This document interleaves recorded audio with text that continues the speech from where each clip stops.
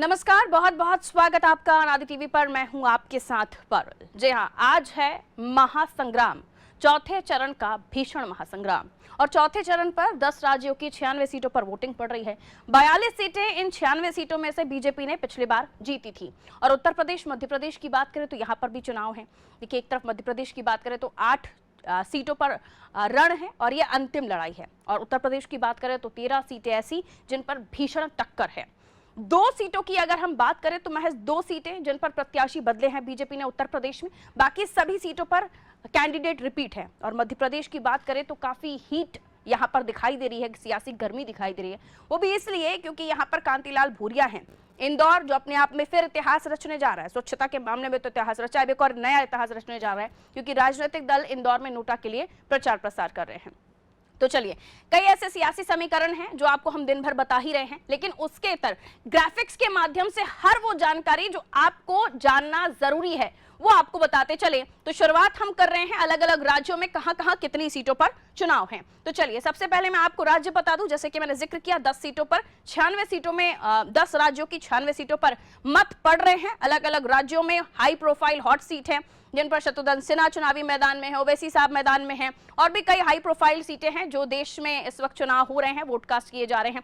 किन किन राज्यों में कितनी सीटों पर चुनाव पड़ रहे हैं तो आइए आपको बता देती हूं। महाराष्ट्र जहां 11 सीटों पर चुनाव हो रहे हैं, वहीं आप ले जाइए तेलंगाना, तो तेलंगाना 17 सीटों पर चुनाव हो रहे हैं। उत्तर प्रदेश यहां पर 13 सीटों पर चुनाव हो रहे हैं। पश्चिम बंगाल यहां की 8 सीटों पर, यहां पर भी खूब जोर लगा रही है भारतीय जनता पार्टी। जम्मू कश्मीर की मैं बात करूं तो 1 सीट यहां पर है जिस पर वोट कास्ट किए जा रहे हैं। इसके बाद, क्योंकि अलग अलग स्टेप्स में अलग अलग जानकारी आप तक पहुंचाएंगे, तो इसके बाद और भी राज्य हैं, क्योंकि हम 10 राज्यों की बात कर रहे हैं। आंध्र प्रदेश, जहां पे ज्यादा सीटें जीतने का दावा भारतीय जनता पार्टी कर रही है, 25 सीटें इस फेज में यहां पर वोट कास्ट किए जा रहे हैं। बिहार की मैं बात करूं, 5 सीटें, यहां पर भी दम भर रही है भारतीय जनता पार्टी। हालांकि बीजेपी का यह मानना है कि यहाँ पे वो ज्यादातर सीटें जीतेंगे, लेकिन विपक्ष का भी यानी इंडिया अलायंस का भी ये कहना है कि वो आसान नहीं होगा। झारखंड चले जाइए तो 4 सीटें इस फेज में आ रही हैं, वहीं उड़ीसा चले जाइए तो 4 सीटें, और मध्य प्रदेश की 8 सीटें। देश का दिल मध्य प्रदेश, यहाँ की 8 सीटें, और अंतिम लड़ाई यहाँ पर देखी जा रही है। तो 10 राज्य ये हमने आपको बता दिए जिसमें लड़ाई होनी है, अलग अलग राज्य। आगे बता देते हैं, आगे अगले स्लाइड में आपको बता देंगे। देखिए, हम आपको बताने जा रहे हैं जनता, वोटिंग परसेंट, सारी चीजें सब कुछ बताएंगे। बारी बारी से आप अपनी स्क्रीन पर नजरें टिकाए रखिए। मध्य प्रदेश की जो 8 सीटें हैं, कौन सी वो सीटें हैं वो आपको बता देते हैं। देखिए, आपकी टेलीविजन स्क्रीन पर देवास सबसे पहले बात कर लेते हैं। देवास जहां पर लड़ाई है, उज्जैन जो मुख्यमंत्री मोहन यादव का क्षेत्र है, यहां पर भी सबकी नजरें हैं क्योंकि मुख्यमंत्री बनने के बाद ये पहला लोकसभा चुनाव है जहां से उनको बड़ी लीड दिलवानी है।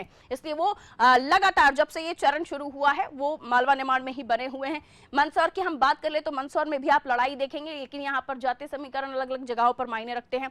रतलाम कांतिलाल भूरिया मैदान में है, इस पर भी फाइट आप देखेंगे।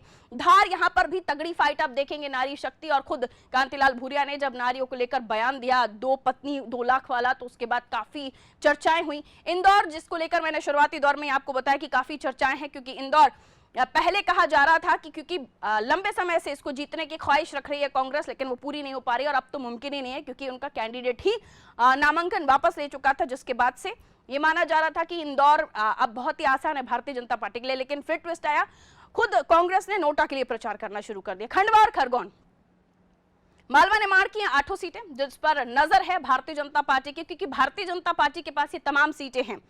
पहले अगर हम बात करें तो सिर्फ 1 सीट छिंदवाड़ा ही एमपी की 29 सीटों में से जीत पाई थी कांग्रेस, बाकी सारी सीटें भारतीय जनता पार्टी के पास है। तो ये रहा आपके सामने एमपी की सीटों का इस चौथे चरण में जो सीटें हैं उनके नाम और उसका थोड़ा बहुत विश्लेषण जो मैं कर पाई।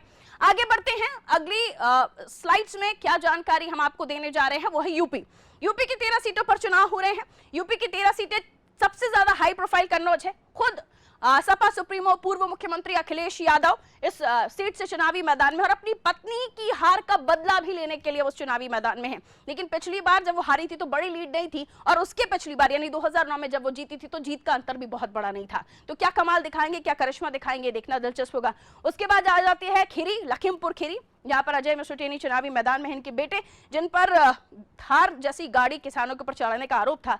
हालांकि विधानसभा चुनाव में 8 की 8 सीटें इन्होंने अपने क्षेत्र की निकाली थी, अब खुद मैदान में हैं। अब बेटे की लड़ाई नहीं, अब वो खुद उनकी फाइट है, तो इसलिए उनकी सीट पर भी चर्चाओं का दौर है। धौरहरा सीट ये भी इंपॉर्टेंट है, इस पर भी सबकी नजर है। सीतापुर, ज्यादा वोट परसेंट यहां से बढ़कर अभी तक सामने आ रहा है। आगे की स्लाइड दिखा देते हैं। हरदोई, मिश्रिक, उन्नाव, फर्रुखाबाद, उन्नाव पर भी नजर है।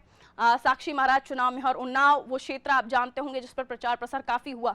इटावा, कन्नौज, कानपुर, अकबरपुर, कानपुर आपको याद ही है जहां पर मैं अभी जिक्र ही कर रही थी, जिस पर खुद अखिलेश यादव चुनावी मैदान में हैं। बहराइच, यहाँ पर भी काफी हार्ड फाइट आप देखेंगे क्योंकि बहराइच पर भी हमारी नजर बनी हुई है और लगातार जो वोटिंग परसेंट निकलकर सामने आ रहा है वो ये बता रहा है कि जनता अभी तक कई सीटों पर अच्छा मत प्रतिशत दे रही है। खासतौर पर कन्नौज में हमने देखा, खुद मुख्यमंत्री योगी आदित्यनाथ भी यहाँ पर प्रचार प्रसार में लगे हुए थे और तमाम सीटों पर बड़ी लीड लेने के लिए, जीत के लिए, क्योंकि इस बार रहा आसान नहीं है। बीएसपी ने अपने उम्मीदवार कुछ इस तरह उतारे हैं कि त्रिकोणीय मुकाबला सीटों पर बन रहा है और मुस्लिम कैंडिडेट उतारे हैं तो ध्रुवीकरण की पूरी आशंका है। आगे लिए चलते हैं, अकबरपुर, कन्नौज, कानपुर सीट के बाद अब आपको दिखाते हैं मतदाताओं की संख्या, यानी कितने वो वोटर्स हैं जो इस चुनावी समर में इन प्रत्याशियों की किस्मत का फैसला करने वाले हैं। तो लोकसभा चुनाव 2024 देश में मतदाताओं की संख्या कितनी है? 39,72,71,944। यह है पुरुषों की संख्या। कुल मतदाता मैं आपको बता दूं 96,88,21,926। यह है कुल मतदाताओं की संख्या जो आपके सामने व्हाइट बॉक्स में आप देख रहे हो, रेड बॉक्स में पुरुषों की संख्या। अब महिलाओं मतदाता की संख्या बता देते हैं। महिला यानी आधी आबादी 47,15,41,888। ये रेड बॉक्स में आज जो आप देख रहे हैं महिला मतदाताओं की संख्या। कलर वाइज भी आपको काफी अच्छे से समझ आ सके इसलिए खास तैयारी आपके लिए। ट्रांसजेंडर मतदाताओं की संख्या 48,044। ये देश में मतदाताओं का कुल आंकड़ा है जो देश में सरकार को चुनेगा। ये सरकार परिवर्तन चाहता है तो भी वोट कास्ट करेगा, लेकिन अब अभी खबरें जो 3 चरणों से आई वो अच्छी नहीं थी क्योंकि वोट परसेंट नीचे जा रहा है। इसलिए अपील लगातार आपसे यही कर रहे हैं कि वोट कास्ट कीजिए, अपने मताधिकार का उपयोग कीजिए, अच्छे मतदाता बनिए, वरना और भी ऑप्शन है आपके पास। निर्दलीय प्रत्याशी हैं, नोटा है, लेकिन आप वोट करने जरूर जाइए। अगली स्लाइड दिखा देते हैं तो क्या जानकारी आप तक पहुंच रही है। यह है एमपी का वोटर। एमपी के वोटरों की कुल संख्या क्या है? 5,63,40,064। यह है कुल मतदाता जो मध्य प्रदेश में व्हाइट बॉक्स में आप देख रहे हैं। और उसके अलावा पुरुष मतदाताओं की संख्या मैं आपको बता दूं तो पुरुष मतदाता हैं 2,89,51,705। ये ओवरऑल हम आपको आंकड़ा बता रहे हैं वोटर्स का स्टेट वाइज, राज्य दर राज्य। आगे बढ़ जाइए। पुरुष मतदाताओं के अलावा अब आती है महिला मतदाताओं की बारी। 2,73,87,122। ये है महिला वोटर्स की संख्या। जो महिला वोटर्स, इस पर ज्यादा नजर इसलिए क्योंकि विधानसभा चुनाव में भी बहनों के लिए लाई गई योजना उसने काफी कमाल किया था, लेकिन उसका असर लोकसभा में है या नहीं है? कहा जाता है लोकसभा के अपने मुद्दे होते हैं, देश के मुद्दे होते हैं, लेकिन आधी आबादी कितना असर डालती है सत्ता के सिंहासन पर बैठने वालों के जहन में, ये तो खैर आप जानते ही हैं। आगे बढ़ जाइए। अगली स्लाइड में हम आपको बता देते हैं उत्तर प्रदेश में कुल मतदाताओं की संख्या 15.20। व्हाइट बॉक्स आप देख रहे हैं, ये करोड़ों में संख्या है। 15.29 करोड़ आबादी उत्तर प्रदेश की है। सबसे बड़ा राज्य, सबसे बड़ी आबादी, और देश वैसे ही आबादी में आगे बढ़ रहा है, चाइना को भी पीछे छोड़ के। पुरुष मतदाताओं की संख्या 8.14 करोड़। ये पुरुष मतदाता हैं जो रेड बॉक्स में आप देख रहे हैं उत्तर प्रदेश के। और महिला मतदाताओं की संख्या अब मैं आपको बता दूं तो महिला मतदाता हैं 7.15 करोड़। यह है महिला मतदाताओं की संख्या, यानी उत्तर प्रदेश की आधी आबादी क्या मूड बनाकर बैठी है। पिछली बार तो कांग्रेस ने भी आजमाया था एक पैतरा जिसमें लड़की हूं लड़ सकती हूं का कैंपेन चलाया था, लेकिन इस बार कोई कैंपेन कांग्रेस का असर दिख नहीं रहा है। बहरहाल आगे बढ़ती हूं। ट्रांसजेंडर मतदाता यहाँ पर कितने हैं? बड़ा राज्य है तो 7,705 यहाँ पर ट्रांसजेंडर मतदाताओं की संख्या है। आगे अगले स्लाइड में अब क्या इंफॉर्मेशन हम आपको देने जा रहे हैं वो नजर टिका कर रखिए, क्योंकि हर समय हर एक स्लाइड पर आपको अलग अलग इंफॉर्मेशन दिखाई देगी। मेरे ऊपर आप देख रहे हैं, ठीक ऊपर यह है संख्या और यह है सीट, यानी इस बार मध्य प्रदेश की अलग अलग सीटें, उनमें मतदाताओं की संख्या क्या है। तो सबसे पहले मालवा निवाड़ की देवास सीट हम दिखा देते हैं आपको। उज्जैन से सटी हुई सीट है, इस पर भी उज्जैन में जितना भी ताकत झोंकी जा रही है उसका असर उज्जैन, इंदौर, देवास पर भी हो रहा है। तो मतदाताओं की संख्या 19,31,664। ये है देवास के मतदाताओं की संख्या। अगली स्लाइड में आ जाइए तो देवास के बाद कौन सी सीट हम आपको जल्दी से बता देते हैं, क्योंकि इन सीटों के हिसाब से मतदाता कितनी ताकत रख रहा है अलग अलग सीटों पर वो भी आपको पता चलेगा। धार में है 19,43,811 मतदाताओं की संख्या। मध्य प्रदेश की 8 सीटें, अंतिम लड़ाई धार में, और धार के बाद अगली सीट हम आपको बताएंगे। देखिए रतलाम में भी है, उज्जैन में भी है, खरगोन खंडवा भी है, तो इंदौर भी है। इंदौर में देखिए फाइट किस तरफ जाएगी ये पता नहीं, लेकिन फिलहाल एक ही नाम दिख रहा है, शंकर लालवानी, जो इंदौर से फाइट कर रहे हैं, क्योंकि सामने उनके बीएसपी के कैंडिडेट है। जो मुख्य विपक्षी पार्टी कांग्रेस है उसका कोई कैंडिडेट ही नहीं है। तो 25,02,529 यहाँ के मतदाताओं की संख्या मध्य प्रदेश प्रदेश के चौथे चरण का ये संग्राम कितना दिलचस्प हो चला है। आप देखिए, खंडवा की संख्या 21,631 मतदाता खंडवा में है। नंदू भैया यहाँ पर पहले चुनावी मैदान में हुआ करते थे, लेकिन उनके निधन के बाद इस सीट पर अब भारतीय जनता पार्टी खुद कोशिशें कर रही है, क्योंकि इस बार मध्य प्रदेश में फाइट टफ भी दिखाई दे रही है कई सीटों पर, लेकिन कई सीटें बीजेपी के लिहाज से आसान भी दिखाई दे रही है। खरगोन की मैं बात करूं तो 20,49,065 ये मतदाताओं की संख्या खंडवा में है। खरगोन 20,49,065 ये है खरगोन के मतदाताओं की संख्या। लगातार 8 सीटें जिसमें हम संख्या आपको बता रहे थे। मंदसौर देख लीजिए, मंदसौर काफी इस पर नजर इसलिए रहती है क्योंकि किसान बाहुल्य क्षेत्र है, और इस पे पहले जब राहुल गांधी आए थे तो गोली बंदूक उसका भी जिक्र किया था कि किसानों को गोली मारी वगैरह, लेकिन अब वो वाले फैक्टर्स यहाँ पर नहीं है। फैक्टर्स चुनाव में बदल चुके हैं। 18,91,121 यहाँ मतदाताओं की संख्या है। आगे बढ़ जाइए, अगली स्लाइड में हम आपको क्या दिखाने जा रहे हैं वो आपको बता देते हैं। देखिए, रतलाम भी हाई प्रोफाइल हॉट सीट है, क्योंकि कांतिलाल भूरिया चुनावी मैदान में पूर्व केंद्रीय मंत्री। 20,84,882 यहाँ पर मतदाताओं की ओवरऑल संख्या है। उज्जैन महाकाल की नगरी, बाबा की नगरी, 17,72,734 मुख्यमंत्री डॉक्टर मोहन यादव यहीं से आते हैं। बड़ी लीड की ख्वाहिश। आगे बढ़ जाइए, उज्जैन के बाद क्या दिखाने जा रहे हैं? अब हम दिखाने जा रहे हैं आपको उत्तर प्रदेश के बाद, उत्तर प्रदेश में महाराष्ट्र, ये हम आपको बता रहे हैं। अलग अलग स्टेट्स की अलग अलग सीटें, किस राज्य में कितनी सीटें हैं, किस राज्य में कितनी सीटों पर रण है, वो आपको ओवरऑल बताने की कोशिश। तो महाराष्ट्र जहां पर 48 सीटें दिखाई देती हैं, क्योंकि महाराष्ट्र 48 सीटों की भागीदारी दर्ज कराता है संसद में। अपनी पश्चिम बंगाल 42 सीटें यहां पर हैं, क्योंकि 42 सीटों पर जो है संसद में अपनी भागीदारी पश्चिम बंगाल से आती है। आगे बढ़ जाइए, अलग अलग स्टेट्स हम जल्दी जल्दी अपने दर्शकों को बता दें। आंध्र प्रदेश, यहाँ पर भी लड़ाई टफ है। टीडीपी से बीजेपी ने गठबंधन किया है। 42 सीटें यहाँ पर आती हैं। लोकसभा में 42 सीटों की भागीदारी अपनी दर्ज कराता है आंध्र प्रदेश। इसके अलावा बिहार 40 सीटें। बिहार का बबुआ किस तरफ लेकर जाएगा इस चुनाव को पता नहीं, लेकिन 40 सीटें हैं। इसमें से किसकी पास कितनी जाती हैं, आने वाले समय पता चलेगा। तमिलनाडु 39 सीटें यहाँ पर हैं। मध्य प्रदेश 29 सीटें, 28 बीजेपी के पास, 1 कांग्रेस के पास। इस बार नंबर्स किस तरफ कहां जाते हैं देखना होगा। गुजरात 26 सीटें, गुजरात पर भी लड़ाई बहुत ज्यादा टफ नहीं है। 1 सीट तो पहले ही बीजेपी निर्विरोध जीत चुकी है। राजस्थान की हम बात करें तो 25 सीटें राजस्थान से आती हैं। राजस्थान में भी जोर लगा रहे हैं अब सरकार बीजेपी की, यहां पर भी। आगे बढ़ जाइए, केरल 20 सीटें, संसद में 20 सीटें केरल की हैं। अरुणाचल प्रदेश 2 सीटों वाला राज्य है अरुणाचल प्रदेश, जहां पर फाइट है। असम 14 सीटें यहां से आती हैं। अलग अलग राज्य की अलग अलग सीटें कितनी हैं लोकसभा में? छत्तीसगढ़ की 11 सीटें जिन पर रण हो चुका है, यानी यहां पर पैक हो चुका है इलेक्शन। गोवा की 2 सीटें यहां पर भी पैक हो चुका है इलेक्शन। अब जो 7 फेजेस हैं उनमें अलग अलग राज्य जिनकी सीटें बची। हरियाणा, यहाँ के 10 सीटें थी, 10 सीटें लोकसभा में जिसमें आप चुनाव हो रहे थे। हिमाचल, यहाँ की 4 सीटें। उत्तराखंड में भी चुनाव हो चुका है। जम्मू कश्मीर की 1 सीट इस चौथे चरण में है जिस पर चुनाव हो रहे हैं, वोट कास्ट किए जा रहे हैं। और फारूक अब्दुल्ला का भी बयान जो सामने आया था, उसने काफ़ी सियासी सरगर्मियां तेज की थी। झारखंड 14 सीटें यहाँ से चुनावी मैदान में 14 सीटों पर जो रणबांकुरे हैं उन्होंने अपनी किस्मत आजमाई। कर्नाटक की मैं बात करूं तो 26 सीटें कर्नाटक की हैं यहाँ पर। और मणिपुर की मैं बात करूं तो मणिपुर की 2 सीटें, इसको भी लेकर काफ़ी जो सियासत है वो गरमाई थी। मेघालय यहाँ पर 2 सीटें। अभी कम सीटों वाले स्टेट्स आ रहे हैं आपके सामने, अलग अलग राज्य। मिजोरम भी 1 सीट का ही अपना जो भागीदारी है या अपनी हैसियत है वो संसद में रखता है। नागालैंड भी 1 ही सीट यहाँ से आती है। और उड़ीसा यहाँ से 21 सीटें आती हैं। लेकिन दक्षिण पर अब ज़्यादा जोर लगा रही थी बीजेपी। पंजाब यहाँ से 13 सीटें आती हैं। कहा जा रहा है पंजाब में कांग्रेस के सामने, माफ कीजिए, बीजेपी के सामने आम आदमी पार्टी ने थोड़ी डिफिकल्टीज रखी हैं। सिक्किम ओनली 1 सीट, 1 ही सीट यहाँ पर है। जो त्रिपुरा की हम बात करें, अब ये छोटे स्टेट्स हैं, 2 सीटें यहाँ से आती हैं। और जल्दी से हम आगे बता दें तो उत्तराखंड, जैसे कि मैंने आपको पहले बताया कि 5 सीटें यहाँ पर चुनाव हो चुका है, पैक हो चुका है यहाँ पर इलेक्शन। निकोबार यहाँ से 1 सीट। चंडीगढ़ यहाँ की भी 1 सीट थी। इलेक्शन लगभग अलग अलग जगहों पर क्लोज होते हुए दिखाई दे रहे हैं। दादर हवेली यहाँ की भी 1 सीट थी जिस पर चुनाव हो चुका है। और अब 10 राज्य हैं। दमन दीव यहाँ पर भी 1 सीट थी, इस पर भी चुनाव हो चुका है। 10 स्टेट, 10 राज्य जहाँ पर अब चुनाव हो रहे हैं वो पहली स्लाइड में हम आपको बता चुके थे। लक्षद्वीप जहाँ पर 1 सीट महज थी, इस पर भी चुनाव हो चुका है। दिल्ली यहाँ के 7 सीटें। अरविंद केजरीवाल के रिहा होने के बाद यहाँ की सियासत में थोड़ी और गर्मी आई है। पुडुचेरी यहाँ पर भी 1 सीट है।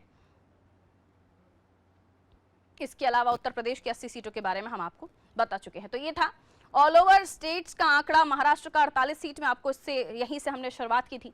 तो अलग अलग सीट्स का अलग अलग जो आंकड़ा हमने आपको दिखाया, ये थे वो नंबर्स जो राज्य अपने संसद में हैसियत रखते हैं। तो सबसे बड़ा राज्य उत्तर प्रदेश है, उत्तर प्रदेश के बारे में हमने डिटेल इन्फॉर्मेशन आपको दी है। एमपी की 29 सीटों के बारे में हमने डिटेल इन्फॉर्मेशन आपको दी है, और अलग अलग राज्य जहां कितनी सीटें हैं ये भी आपको हम बता चुके हैं। देखिए, मत प्रतिशत के साथ साथ जो वोटिंग परसेंट के साथ साथ जो समीकरण है सीटों के, और उसके अलावा पॉपुलेशन, जनता यानी आबादी वोटर्स की, देखिए और चलिए अब हम आपको बता देते हैं कि कितनी सीटें किसके पास रही, और ये आपको बताने की कोशिश होगी कि पिछले चुनाव में क्या कंडीशन रही थी, यानी धरातल पर लोकसभा में क्या परिस्थितियां थीं। तो 343 सीटें एनडीए को मिली थी, 543 सीटों पर चुनाव हो रहे हैं, 282 पर हो चुके हैं और चौथे चरण में आगे गाड़ी चल रही है। तो इनमें से कितनी सीटें एनडीए के पास रही थी? एनडीए गठबंधन के पास 353 सीटें रही थी, 91 यूपीए गठबंधन को मिली थी, अब ये इंडिया अलायंस हो गया है क्योंकि कांग्रेस का यूपीएस में मर्ज हो गया है। 98 सीटें अन्य को मिली थी। आगे बढ़ जाइए, 2019 का ये हम आंकड़ा दे रहे थे आपको। 2019 के बाद अब आपको बता देते हैं एमपी में क्या कंडीशन रही थी। देखिए, एमपी में 2019 में जब चुनाव हुए थे तो जीत का आंकड़ा 28 बीजेपी के पक्ष में गया था, यानी 28 सीटें बीजेपी जीतने में कामयाब रही थी और एक सीट में कांग्रेस जीत पाई थी। इस बार क्या करिश्मा होता है, क्या कमाल होता है, नंबर्स में परिवर्तन होगा या नहीं होगा, या एज इट इज स्थिति रहने वाली है, या बीजेपी के नंबर कम होंगे कांग्रेस के बढ़ेंगे, ये 4 जून को आपको पता चलेगा। 4 जून को भी खास तैयारी के साथ हम आपके बीच होंगे, जिसमें हम आपको मत प्रतिशत कितना रहा और उसके अलावा जो रुझान आएंगे वो भी सुबह से आपको बताने की कोशिश करेंगे। उत्तर प्रदेश में क्या कंडीशन रही थी 2019 में? 64 सीटें एनडीए गठबंधन ने जीती थी। सपा बीएसपी का गठबंधन था, जिसमें सपा को महज 5 सीटें मिली थी और बीएसपी लीड लेते हुए 10 सीटों पर अपनी बढ़त बनाने में कामयाब रही थी, यानी 10 सीटें ली थी। कांग्रेस को महज 1 सीट मिली थी और 2% वोट प्रतिशत कांग्रेस का रहा था। अब 17 सीटों पर कांग्रेस चुनाव लड़ रही है, बाकी सीटों पर सपा और सपा के बाकी जो घटक दल हैं वो चुनावी मैदान में हैं। तो उत्तर प्रदेश की ये तस्वीर 2019 की थी, 2024 में परिवर्तन हो गया, इंडिया अलायंस जुड़ गया है, बसपा उसमें नहीं है, सपा कांग्रेस मिल गए हैं। तो देखिए, टोटल सीटें जो हैं वो आपको आंकड़ों के साथ लोकसभा में परिणाम क्या रहे थे वो अब आपको बता देते हैं।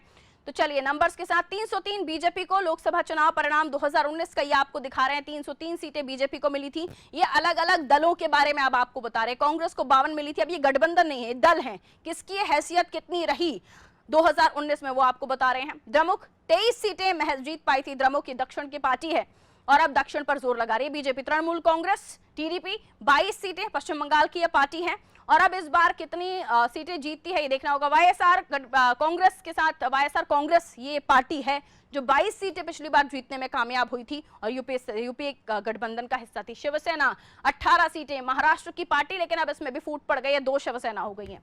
अब इस बार क्या कमाल दिखाते हैं शिवसेना, ये देखना होगा। जदयू 16 सीटें पिछली बार लाने में कामयाब रहे थे, इस बार क्या करिश्मा करते हैं ये देखना दिलचस्प होगा। विजत 12 सीटें महज ये जीत पाए थे। देखिए, 543 सीटों में जिस दल के जितने ज्यादा नंबर उतनी बड़ी हैसियत।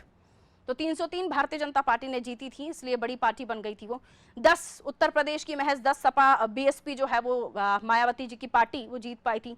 टीआरएस 9 सीटें जीतने में 2019 में कामयाब रहे थे और आगे हम देखते हैं तो लोक जनता पार्टी 6 सीटें जीतने में ये 2019 के रण में कामयाब रहे थे। समाजवादी पार्टी, बड़ी पार्टी उत्तर प्रदेश की कहा जाता है, जो क्षेत्रीय पार्टी है, लेकिन 5 सीटें महज जीत पाई थी 80 सीटों के उत्तर प्रदेश में, जो उनकी उत्तर प्रदेश में 80 सीटें आती हैं लोकसभा की।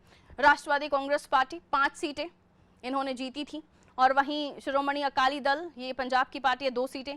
टीडीपी जिसके साथ अब गठबंधन में है, भारतीय जनता पार्टी 3 सीटें जीतने में ये पिछले चुनाव में कामयाब रहे थे, लेकिन अब आगे क्या होगा देखना दिलचस्प होगा। National Congress party, conference party, जिसमें 3 सीटें पिछले 543 में से जीतने में ये कामयाब रहे थे। इंडियन यूनियन मुस्लिम लीग 3 सीटें इन्होंने भी जीती थी और AIMIM जिसको आप कहते हो, मार्क्सवादी कम्युनिस्ट पार्टी 3 सीटें इन्होंने भी निकाली थी पिछले चुनाव में। 2 भारतीय कम्युनिस्ट पार्टी, इन्होंने भी 2 सीटें निकाली थी पिछले चुनाव में 2019 के रण में।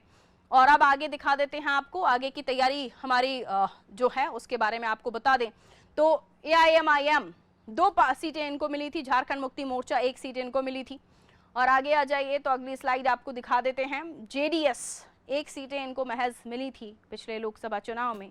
बीजेपी 303 सीटें जीतने में कामयाब हुई थी। तो ये रहा ओवरऑल जो पार्टियां हैं उनका परफॉर्मेंस जो 2019 में इन्होंने दिया था, अब 2024 में ये क्या करिश्मा दिखाते हैं, किसके नंबर में बढ़त होगी, किसके नंबर घटेंगे, ये आने वाले समय के साथ पता चलेगा।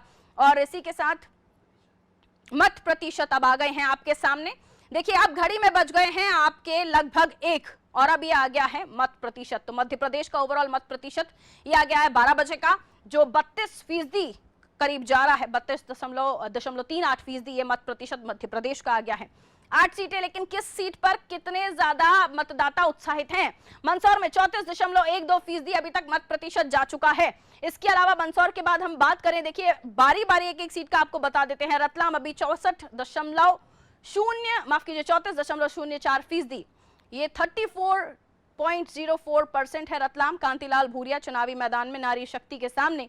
आगे बढ़ जाइए, रतलाम के बाद ये आदिवासी ट्राइबल सीट थी।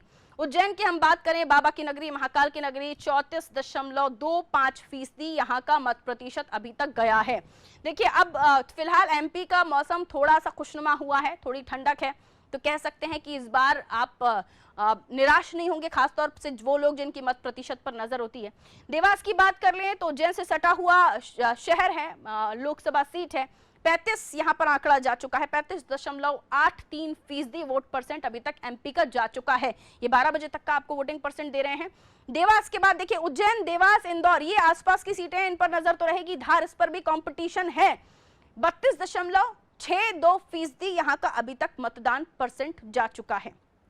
25 इंदौर, ये निराश कर रहा है क्योंकि यहाँ पर एक तो सामने कैंडिडेट है नहीं शंकर लालवानी जी के, और दूसरा नोटा को प्रमोट कर रहे हैं। और पिछली बार हमने देखा था गर्मी की वजह से वैसे ही वोटर बाहर नहीं निकला था। अब सिर्फ जो वोटर निकल रहे होंगे जो शंकर लालवानी जी को देना चाह रहे होंगे, या फिर जो कांग्रेस की अपील है कि वो नोटा को वोट दीजिए। खंडवा 31.87%, अभी तक की सीटों में सबसे कम मत प्रतिशत दिख रहा है। 25 भी गया था अभी। इंदौर का 31.8, ये थोड़ा सा निराशाजनक है। खरगोन 33.5%, ये बढ़ने की उम्मीद है क्योंकि देखें तो यहाँ पर भी काफी ताकत झोंकी है भारतीय जनता पार्टी ने मालवा निमाड़ में। जब से तीसरे फेज के चुनाव हुए हैं, खुद मुख्यमंत्री मालवा निमाड़ में ताकत झोंके हुए हैं, और उज्जैन में भी बड़ी लीड दिलाना उनके लिए काफी चुनौतीपूर्ण भी है। और उनके क्योंकि इलेक्शन है इस बार, जो मुख्यमंत्री बनने के बाद पहला उनका ये इलेक्शन है लोकसभा का, तो अपने क्षेत्र को तो बढ़त दिलाने में उनकी पूरी ताकत उन्होंने लगाई दी है। तो ये ओवरऑल मत प्रतिशत हमने आपको दिखा दिया। तो ये थी हमारी तैयारी ग्राफिक्स को लेकर आपके लिए। और इसी के साथ देखिए, मतदान अपनी जगह सभी कर रहे हैं, लेकिन जो मतदान नहीं कर रहे हैं वो क्या खो रहे हैं? आप खो रहे हैं अपना अधिकार, आप खो रहे हैं वो कर्तव्य जो आपके लिए है। आप डेमोक्रेसी में अपनी भागीदारी, अपनी पार्टिसिपेशन नहीं दिखा रहे हैं। तो अभी निकल जाइए, क्योंकि बहुत ज्यादा कोई तकलीफ नहीं है, कोई बहुत बड़ी गर्मी नहीं है। हर बार आपने वोट दिया है, हर बार आपने अपनी सरकार बनवाई है, जिसे चाहे उसे वोट कीजिए, लेकिन घर से जरूर निकलिए, क्योंकि आपका मत इस सरकार को बनाने का, और वर्तमान सरकार अगर है उसे आप बदलना चाहते हैं तो वो आपका मन, जिन मुद्दों का चयन करके आप सरकार चुनना चाहते हैं वो आपका मन, लेकिन घरों से जरूर निकलिए, वोट कास्ट जरूर कीजिए। दीजिए इजाजत, नमस्कार।